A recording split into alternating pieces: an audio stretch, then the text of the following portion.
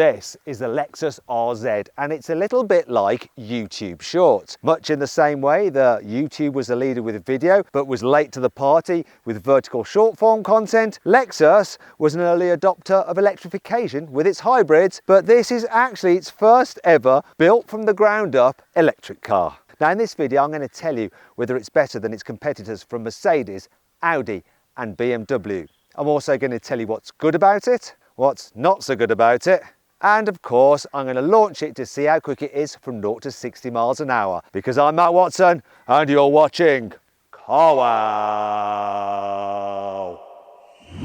Buy, sell, Car Wow.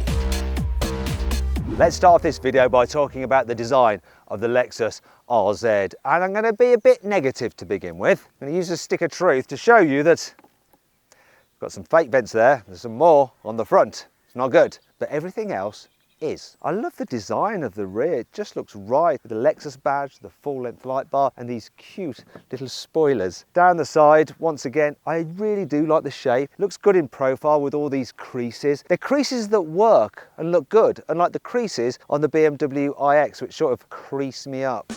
Alloy wheel sizes start at 18 inches, which I think visually are a bit too small. These are the 20s, they look really nice. If you want, you can get this car in two-tone paint. This is what it looks like. And as we move to the front, being an electric vehicle, there is no need for a huge grille like you have on other Lexuses, but they've still got that spindly shape like on their other vehicles. But it works for me. Integrates nicely with the lights, and there is a little grillage down below, which gives you enough cooling for the motors and the batteries. I think this car looks better than a Tesla Model Y, a Mercedes EQE, and it's pretty much as good looking as an Audi Q8 e-tron. But what do you think? You can let me know in the comments. Anyway, the starting price of this is just under £65,000. You can compare the prices here on CarWow. They actually go up to £75,000, which is what this car is, because it's the range-topping Takumi model. Do you know what? I think I like the interior of this Lexus even more than the exterior. You have this like driver's pod here, which feels very futuristic, and it blends nicely with the rest of the dash, which actually feels very high quality. In fact, all the materials are lovely. I like the damping on all the buttons, dials and switches. Oh, that is actually quite satisfying. So too is the texture of the material used on the steering wheel. It's not leather, it's some fake leather, but it has a slight velvety feel to it. Makes you want to caress it, which is weird. As for the seats, on this Takumi you get a fake suede, but all other models have fake leather, and it feels quite nice. It's here on the center console. Speaking of which, I like the drive select mode here, very easy to use, and all the buttons in this car are well laid out. I particularly like the fact that even though you've got this big infotainment screen, Lexus hasn't decided to put the controls for the climate buried within it. Key controls such as fan, temperature setting, and controls for the heated seats, steering wheel, and cooling of the seats is all just done directly with visible buttons. That is good. So too is the infotainment system itself. It's pretty responsive, nice crisp graphics, and you can quite quickly just whip through the different menus like that. What's not so good about it is the fact that while you get wireless Apple CarPlay, Android Auto has to be wired. And that brings me on to the main digital driver's display, which is actually a little bit on the small side. For instance, the actual digital driver's display itself takes up about half the area of the instrument binnacles. The other area is just for warning lights, which will probably never ever come on because it's a Lexus. Another thing is that the graphics are a little bit dull, though you can get quite a decent bit of information through that screen. However, overall, I think that the digital driver's display you get in the Mercedes EQE SUV is superior. And to see my video on that car, click on the pop-out banner up there for the link in the description below. One other thing I'm not quite so keen on is the fact that there isn't much of a footwell. As a result, the seats are quite close to the floor, so you don't have that much under thigh support here in the front. You can increase that under thigh support by jacking the chair up, but then you're going to start running into headroom issues. It's a little bit weird really, and I can show you exactly what I mean, because here's a cutaway of me sat in the front of a Skoda Kodiaq, which is another SUV but not electric, with batteries under the floor. And as you can see, there's better under thigh support. Just seems a bit more like an SUV to sit in than this. I can't fault the fact that you've got lots of adjustment in the steering wheel though, and overall the driving position in this Lexus is pretty good. So too is connectivity. So here we have 3 USB-Cs, so you can charge plenty of mobile devices, plus you have a charging pad down here as well. In terms of storage, you have a cubby under here, which can be accessed both ways. There's cup holders here, and they'll easily accommodate bottles bigger than that. There's large door bins, and if I open this flap, some more storage under there as well. Up here, you have a place for your sunglasses, which is lined with felt so you don't scratch the lenses. Now, I like the interior of this. However, what's it like in the back? Well, there's good and there's bad. Knee room, that's good. Headroom is all right, but you can make it better by reclining the seat backs. Also, there's plenty of foot space because you've got a completely flat floor. But that brings you on to the bad. You see with the batteries underneath, like in the front, you haven't really got a footwell, so the base of the seat is quite close to the floor. As a result, there's not much under thigh support. For instance, compare that to how I sit in the back of a Skoda Kodiaq. You'll see there's much more under thigh support with that. What you need to do is get the person in front of you to lift up their seat a bit so you can stretch out underneath the front seats, and then it's pretty good. And it does feel roomy, unless you're trying to carry 3 in the back at once. It's okay, but shoulder room is a little bit tight. It's a bit better when it comes to fitting a child seat. While the rear doors don't open that wide, they're still big enough to get in a big bulky seat. And while the ISOFIX anchor points don't have little flaps to cover them, the actual bars themselves, which you attach the seat to, protrude quite a way, so it's easy to locate them and get the child seat into place. And there's just enough room here in the back that you don't have to move the front passenger chair forward to accommodate a big rear facing seat. Other things that I like: 2 USB-Cs there, a 220 volt 3-pin charging socket there, which will actually charge a laptop, some decent pockets on the seat backs, some moderate door bins there, windows that go all the way down, and cool door handles. Look at this, you just press the button and it opens. And the thing I like about that is that they've integrated the safety release, say if you run out of battery, into that button, so you pull it instead like that to open it normally. So you can get out if there's no battery power. One last thing to show you is this. You have an armrest. It's just a shame that the cup holders are exposed, so you always end up putting your wrist in it. And that brings on to the boot. Is it any good? So the luggage capacity is 522 litres. By comparison, that's 2 litres more than an EQE SUV and 22 litres more than a BMW iX, though it's about 50 litres less than an Audi Q8 e-tron. Nice square shape, no load lip to lift stuff over, like that. Some of that luggage capacity is this underfloor storage with loads of room for your cables and the like. And I do like this feature. The low cover is just this flimsy little foldable device. Does the job, and it's easy to store underneath the false floor. Look, brilliant. You've also got some tie down points here, and to fold down the rear seats, you just lean in and do that. Right, there we go, and you get a continuous flat floor, which makes it easy to slide items straight to the front when you're loading it. What's not so good is this though. When you fold down the rear seat, the seat belts flop down like this, which means when you put the seat back, they snag.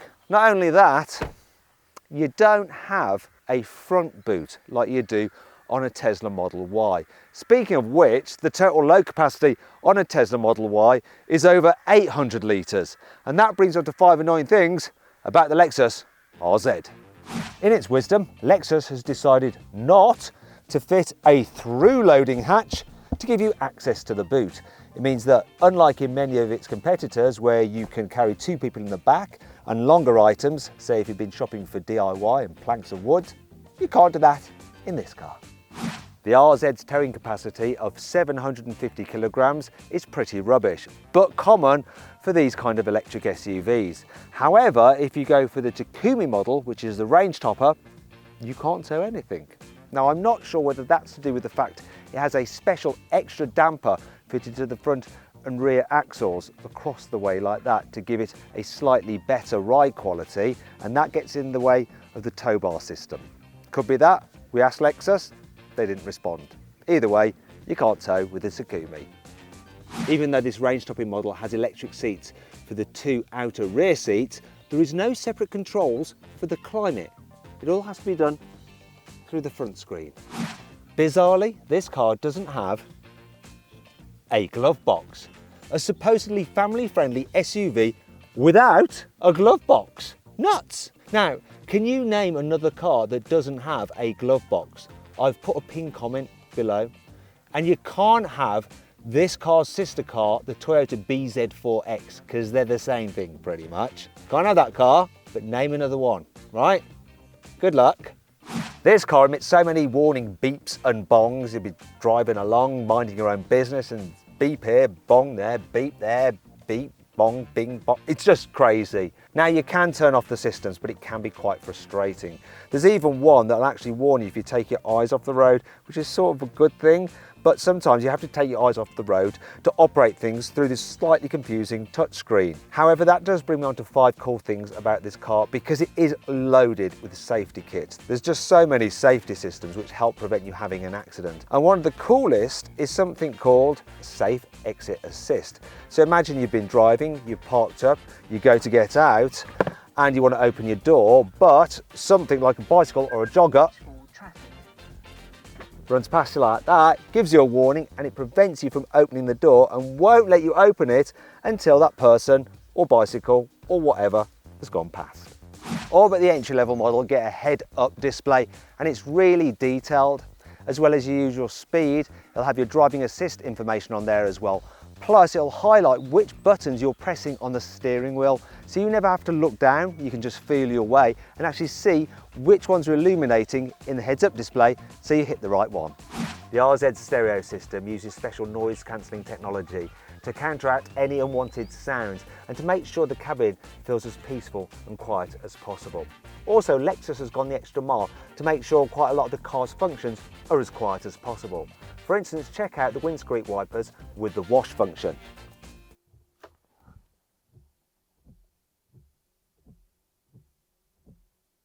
That's pretty blooming quiet, isn't it? And then there's the motors for the electric windows. I hardly heard a thing. Brilliant. You see this mesh pad here underneath the steering column? That's actually a little radiator which will warm your knees while you're driving on cold days. It's a little bit like the old-fashioned way of driving along with a little blanket over your lap. Oh. All RZs get this glass roof as standard. However, the range-topping Takumi's has a special feature. If it's a little bit too bright or you have some ugly bugger looking in at you, you can press a button to make them go away. Let's have a look under the bonnet of this Lexus RZ. So, yes, there's no room for any storage there. Bit of a shame, and it's a bit of a shame you don't get gas struts on a car at this price. What you do get is 2 electric motors. One on the front axle, one on the rear axle, so you have 4-wheel drive. And the combined power output is 313 horsepower. The car comes with a 71 kilowatt-hour battery pack, which gives a claimed range of 272 miles. But we'll find out how far it really goes on a full charge a bit later on in this video. We'll also see how quick it is from 0 to 60 miles an hour, because I'm going to launch it, obviously. Now this thing can charge at 150 kilowatts at a DC rapid charger and up to 11 kilowatts on an AC charger. But at home, when you only have 7 kilowatts, it's going to take you about 10 hours to charge. Now let's get driving it. Starting off with in town, what I'm going to do is pull 4 times on this, what would be a paddle shifter in a normal car, to put me into max regen mode, so when I lift off the accelerator it does slow a bit more aggressively than when you have it in the other modes. Though, to be fair, it only feels aggressive if you're going quick. At the moment, I've lifted off the accelerator completely and I'm still rolling forwards because this thing doesn't have one pedal driving. If you want to slow it completely, you do need to transition to the brake. Speaking of the brakes, they are smooth and progressive. Sometimes in electric cars they can be grabby and feel a bit odd as you transition from regen braking to normal braking, but because Lexus has been doing hybrids for ages, they've sort of got that down pretty well. Now we're going to try the maneuverability, and this is going to be awkward because look, we've got some cars here that I want to let past, including some really old car. I'm going to do a UE here. I'm going to pop on my camera system so I can see all around me. The turning circle is 11.2 meters average for this kind of car. Will I make it round here without having to back up? We're going to get all the alarms, but this is really helping me out. I know I've got just enough room. Have I? Yeah. Whoa. Speaking of which, the steering is nice and light for doing those kind of maneuvers, and I had decent visibility forwards and out the door mirrors. What's not good though is the view at the back. It is awful. Very small little rear window and huge rear pillars. The suspension on this car is pretty good in town. It deals with bumps nicely when you're going slower. However, sometimes if you're on really uneven surfaces, it can fidget a little bit. And another thing I noticed just then, when you go through a pothole, while it does smooth off the edge of the pothole, you do get the car rocking from side to side a little bit, such as you're on a ship on a slightly rough sea. That swaying motion is really the only issue that I have with how this car goes down a road in terms of comfort levels. It is genuinely overall a comfy car to travel in. But what about when you're going faster? Here's a bit of dual carriageway, 70 mile an hour limit. I'm cruising at 40 and I am going to overtake. Yeah, instant, as you'd expect from an electric car. And it's good, the performance. It's not like stellar, snap your head back like in a Tesla Model Y. It's quick enough for most people. And when you're going quickly, my God, this is a quiet car. Little bit of road noise, but only because this surface is pretty rough. Hardly any wind noise at all. This thing is so well insulated. Really, really relaxing. What is less relaxing though is the efficiency. So it's averaging 2.5 miles per kilowatt hour. And when I multiply that out by the capacity of the battery, it means that the real world range is just over 170 miles. It's supposed to do over 270. That's pretty rubbish. Yeah, if you want an electric SUV with a better range, click on the pop-out banner up there or follow the link in the description below to check out my review of the Tesla Model Y. Thing is though, can this Lexus drive down a twisty road better than a Tesla Model Y? Well, let's find out. I'm going to put it into sports mode, which is awkward. You have to do it pressing this. Yeah, done. All that does is just make the throttle a bit more responsive and add weight to the steering. No adaptive dampers here, but here we go. Oh, I'll tell you what, it goes over bumps better than a Tesla Model Y. So the batteries are all mounted nice and low in the floor. That helps keep the center of gravity down. So that should aid the handling. Let's find out. Actually, that's pretty good, you know. I'm going to change the regen to the mid setting though, because when you lift off, there's a little bit too much braking, whereas you want it to be a bit more stable. In the mid setting, it's just like a normal internal combustion engine car with an automatic gearbox. Rolls a bit more through the corners.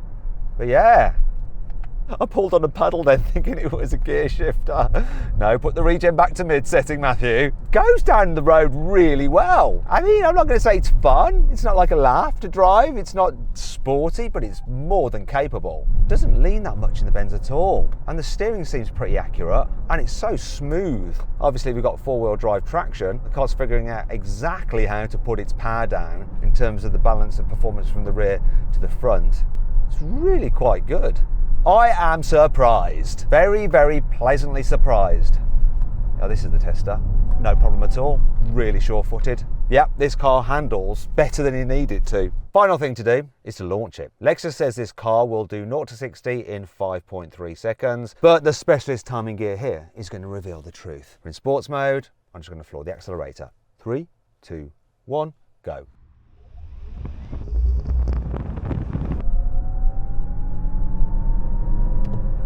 5.4 seconds. I'm going to give it another go. Second time lucky maybe? There's obviously no launch control. 5.6? One more go. See if it can redeem itself. Okay, Lexus, this is your last go. Come on. Come on, you can do it. 5.3 seconds. Definitely worth doing again and then again. Anyway, decent acceleration, does what Lexus says, and it actually handles better than I ever imagined. So then what's my final verdict on the Lexus RZ? Should you avoid it? Should you consider it? Should you shortlist it? Or should you just go right ahead and buy it? Well, I reckon you should shortlist the RZ. Yes, its range might not be that great, but it's still a really nice electric SUV. I hope you all enjoyed the video. If you did, give it a like. Let me know what you think of my verdict in the comments below. If you click on those windows there, you can watch some more videos. And if you click on that box there, you can go to CarWow to sell your car the easy way. Just upload some photos, give a brief description, then dealers all across the country will bid on your car. Thanks for watching.